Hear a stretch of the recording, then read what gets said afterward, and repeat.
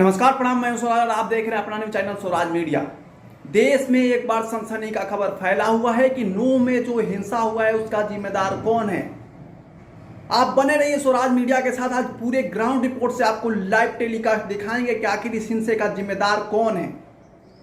इस नूह हिंसे में जो 6 लोगों की जान गई है उसका जिम्मेदार कौन है और किस मजहब से आते हैं वे लोग जो इस नूह हिंसे को सांप्रदायिक हिंसे में कैसे बदल दिए। आखिर किसका प्लान था, किसका मास्टर स्ट्रोक था कि नूह के इस कार्यक्रम को हिंसे में तब्दील करना है और इतनी बड़ी संख्या में अटैक कर देना है कि भागने वालों के लिए जगह ना मिले। आपको सीधे लेकर चलते हैं हरियाणा के घटना स्थल नूह से। आपको बता दें कि नूह में एक मंदिर में शोभा यात्रा निकाला जाना था। वहां पर काफी संख्या में हिंदू धर्म के श्रद्धालु उपस्थित हुए थे और हरियाणा प्रांत के गौरक्षक प्रमुख मोनू मनेसर का एक वीडियो वायरल हो रहा था, जिसमें मोनू मनेसर ने सीधे तौर पे अपील किया हुआ था कि ज़्यादा से ज़्यादा संख्या में इस शोभा यात्रा में शामिल हो। हालांकि कहीं पर भी वीडियो में ये नहीं साबित हुआ कि मोनू मनेसर ने खुद को आने का निमंत्रण दिया था, लेकिन कट्टरपंथियों द्वारा, वामपंथियों द्वारा देश के अनेकता में एकता और अखंडता को खराब करने वाले कट्टरपंथियों द्वारा भी सोशल मीडिया पे, अनेकों साइट पे, ट्विटर पे, फेसबुक पे ये ट्रेंड चलाया गया कि शोभा यात्रा में मोनू मनेसर शामिल है। और पहले का वीडियो, जो 1 साल पहले का वीडियो है, 2 साल पहले का वीडियो है, वहां से उठा करके बीते दिन ट्रेंड किया गया ट्विटर से लेके फेसबुक पे और लोगों को भड़काया गया कि इस हिंसा में और इस शोभा यात्रा में मोनू मनेसर भी शामिल है। हालांकि मोनू मनेसर के वीडियो में कहीं पर यह जाहिर नहीं हुआ। सिर्फ मोनू मनेसर का वीडियो इतना था कि शोभा यात्रा में ज़्यादा से ज़्यादा संख्या में शामिल हो, लेकिन कट्टरपंथियों, वामपंथियों, जो दंगा भड़काने वाले लोग हैं, उनके द्वारा ये ट्रेंड किया गया कि इस यात्रा में मोनू मनेसर भी शामिल है और वहाँ पे हजारों हजार के संख्या में कट्टरपंथी जमा हो गए और उस शोभा यात्रा को दोनों साइड से घेर करके, यानी सील करके और आतंक के तौर पे वहाँ पे ताबड़तोड़ फायरिंग भी किए, गाड़ियों को भी जलाए और बहुत सारे आतंक भी मचाए और पत्थरबाजी भी किए। इसमें 2 होमगार्ड के जवान शहीद हो गए। आपको बता दें कि पानीपत का रहने वाला अभिषेक, जिसकी भी पत्थरों से मारकर हत्या कर दी गई, 22 साल का युवक अभिषेक, जो 9 महीना पहले बजरंग दल में जुड़ा हुआ था, वे भी इस शोभा यात्रा में शामिल होने के लिए पानीपत से नूह में आया था। उसको भी पत्थरों से मारकर हत्या कर दी गई। आपको बता दें कि ये मास्टर स्ट्रोक में जो मास्टरमाइंड था, उसने पूरा ये पड़ताल किया हुआ था कि आखिर इस प्लान को कैसे साजिश दिया जाए। आपको बता दें कि ट्विटर में अलग अलग कट्टरपंथियों ने ये साबित किया था कि अगर मोनू मनेसर में हिम्मत है तो वे मेवात में आके दिखाए। और वहाँ पे अनेकों गैस सिलेंडर के गाड़ी, छतों पर गोले बारूद और पत्थर इकट्ठा किए गए। इस पूरा साजिश था और प्लान था उनका कट्टरपंथियों का। आपको बता दें कि ये वैसे लोग हैं जिनको ना तो धर्म से मतलब है, ना तो देश से मतलब है, ना तो संविधान से मतलब है। सिर्फ दंगा भड़काना और साजिश करना ही उनका मेन मकसद है। आपको बता दें कि हजारों के संख्या में कट्टरपंथी और वैसे लोग उस घटना स्थल पर इकट्ठा होते हैं। वहाँ के चौक चौराहे से सीसीटीवी कैमरे को वारदात करने से पहले सीसीटीवी कैमरे को भी तोड़ देते हैं। वहाँ को पुलिस वाले को लाठी डंडे से मारकर भगा देते हैं। हालांकि पुलिस की संख्या कम थी और अतिक्रमणकारी और साजिश करने वाले ये गुंडों की संख्या इतनी ज़्यादा थी कि हालत बेकाबू हो गई और वहाँ से आनन फानन की स्थिति बन गई। जैसे कभी कश्मीर की स्थिति थी कि हिंदू पलायन कर रहे थे, उस तरीके की स्थिति बन गई नूह में। और आपको बता दें कि ये जो साजिश करने वाले मास्टर गैंग के जो लोग हैं, उन्होंने इस तरीके से बेरहमी से करीब 100 से ज़्यादा वाहनों को फूंक दिया। आपको बता दें कि सीधे तौर पर ये प्लानिंग किया गया था कि शोभा यात्रा को कैसे एक साजिश में तब्दील कर देना है और हजारों लोगों की जान ले लेनी है। ये हरियाणा के नूह में कांड हुआ और वहाँ से 20 किलोमीटर दूर भरतपुर, गुरुग्राम, मानेसर, सोहना, फरीदाबाद में भी इसका प्रकोप आपको देखने को मिला। जगह जगह पत्थरबाजी किए गए, आगजनी किए गए, चक्का जाम किया गया, सड़कों पर गाड़ियों के ऊपर पत्थर बरसाए गए। ये वही गैंग के लोग हैं जो नूह की घटना और वारदात को अंजाम दिए हैं। 6 लोगों की इसमें हत्या कर दी जाती है, ना जाने अनेकों दुकानों को आग के हवाले कर दिया जाता है।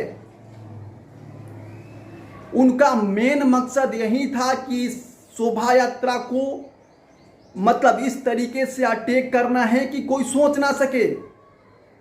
उसमें हजारों हजार के संख्या में लोग शामिल हुए थे और उस शोभा यात्रा पे इन जिहादियों ने अटैक किया। आपको बता दें कि सूत्रों के मुताबिक खबर ये आ रही है कि वारदात को अंजाम देने से पहले वहां पे अल्लाह अकबर के नारे भी लगाए गए, सीसीटीवी कैमरे को कुचल दिए गए ताकि कोई भी फोटोज रिकॉर्डिंग ना हो पाए, और पुलिस वाले के ऊपर भी हमला करके आपको बता दें कि 2 होमगार्ड के जवान शहीद हो गए, और पुलिस वाले पुलिस चौकी पे भी हमला किए गए, थानों को फूंक दिए गए, कितने पुलिस की गाड़ियों को जला दिए गए, और पूरे देश में दंगा भड़काने का काम किया गया।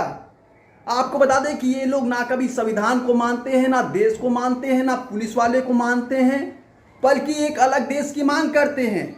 और ये इतनी बड़ी घटना का अंजाम दे देते हैं, ना कि हरियाणा सरकार को इसकी खबर चलती है, ना स्थानीय प्रशासन को इसकी खबर चलती है। आपको बता दें कि हरियाणा समेत अनेक जिले में इंटरनेट की सेवा बंद कर दी गई है ताकि दंगा और ना भड़क जाए, और इसके साथ साथ सरकारी स्कूल की भी छुट्टी कर दी गई है, सिर्फ एक इंसान की वजह से और एक दंगा भड़काने वाले लोगों की वजह से। आपको बता दें कि 100 से ज़्यादा लोगों के ऊपर मुकदमा दर्ज कर दी गई है और 72 से ज़्यादा लोगों को अरेस्ट कर लिया गया है इस दंगा भड़काने के आरोप में। हरियाणा सरकार के तत्काल 20 और केंद्र सरकार की 20 ऐसे सुरक्षा एजेंसियां मौके पर तैनात है, हालात को कंट्रोल करने के लिए लगी हुई है। जगह जगह पुलिस फ्लैग मार्च कर रही है, लेकिन जिसने भी इस दंगे को अंजाम दिया, देश में हिंसा का वजह बना, उसे बख्शा नहीं जाएगा। आपको बता दें कि ये यूपी का बात नहीं, ये हरियाणा का बात है, और हरियाणा सरकार यूपी सरकार में बहुत अंतर है। आपको बता दें कि अगर एक पैमाना निकाला जाए तो यूपी में पूरे 6 वर्षों में सिर्फ एक ही दंगा हुआ है, लेकिन हरियाणा की बात करें तो करीब 150 से ऊपर ऐसे हिंसक दंगा हो चुका है। और इस दंगे का सीधा सीधा सवाल जाता है मनोहर लाल खट्टर के ऊपर कि आखिर प्रदेश में इस तरीके के दंगे होते हैं और पुलिस प्रशासन को कोई खबर तक नहीं होता।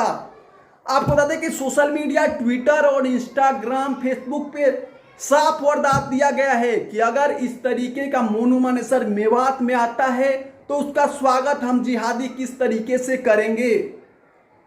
उनका सिर्फ यही मकसद था कि हजारों की संख्या में कत्ल करना और दंगा भड़काना, हिंसा कराना।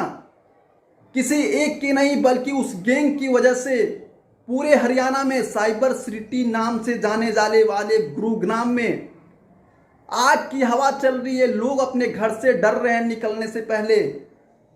ये दंगा भड़काने वाले को सरकार कतई नहीं बख्शेगी और जगह जगह पुलिस फ्लैग मार्च भी कर रही है ताकि हालत को नियंत्रित किया जाए, कंट्रोल किया जाए। आपको बता दें कि मेवात और नूह में जो घटना को अंजाम दिया गया है उससे आक्रोशित होकर हिंदुओं ने जगह जगह ये ऐलान कर दिया है और सड़कों पर उतर गए हैं कि मेवात में आपको बता दें कि वहां पर 80% एक ही मजहब के लोग हैं और 20% ही हिंदू है। आखिर हिंदुओं के ऊपर पलायन करने का दबाव क्यों बनाया गया? आपको बता दें कि मेवात और नूह में जो ये हिंसक झड़प हुई मनुवादियों के द्वारा, वहाँ के इन गुंडों के द्वारा, दरिंदों के द्वारा, जो लोग साजिश किए और घटना को अंजाम किए, हरियाणा सरकार ने उन पर एक्शन लेते हुए 116 लोगों को गिरफ्तार किया है और लगभग 100 से ऊपर ज़्यादा लोगों पर नाम FIR भी किया है। आप बता दें कि इसको लेकर दिल्ली में विश्व हिंदू परिषद के लोग धरना प्रदर्शन कर रहे हैं कि मेवात में ऐसे हिंदुओं के साथ बर्बरता कैसे की। जो लोग इस हिंसा में शामिल है, इस भगदड़ में शामिल है और जो लोग ये हिंसा भड़काने में अपना योगदान दिए, वो कतई इस देश के नहीं हो सकते। हर बार की तरह वे बोलते हैं कि ये हिंदुस्तान किसी के बाप का थोड़ी है। अगर उनके बाप का हिंदुस्तान होता तो 100 से ज़्यादा गाड़ियों को, सरकार की संपत्ति को, पुलिस वाहन को आग के हवाले कैसे कर सकते हैं? वे लोग ना तो इस देश को मानते हैं, ना संविधान को मानते हैं। उनका कहना यही है और उनका मकसद यही है कैसे जिहाद को बढ़ाया जाए। आप बता दें कि मेवात में जो धर्मस्थली पे और जो शोभा यात्रा निकाली गई थी उसमें जो अटैक हुआ है ये हिंसा का रूप ले लिया है। हालांकि हरियाणा पुलिस ने इसको कंट्रोल किया है और जो भी इसमें शामिल है उनको कतई बख्शा नहीं जाएगा।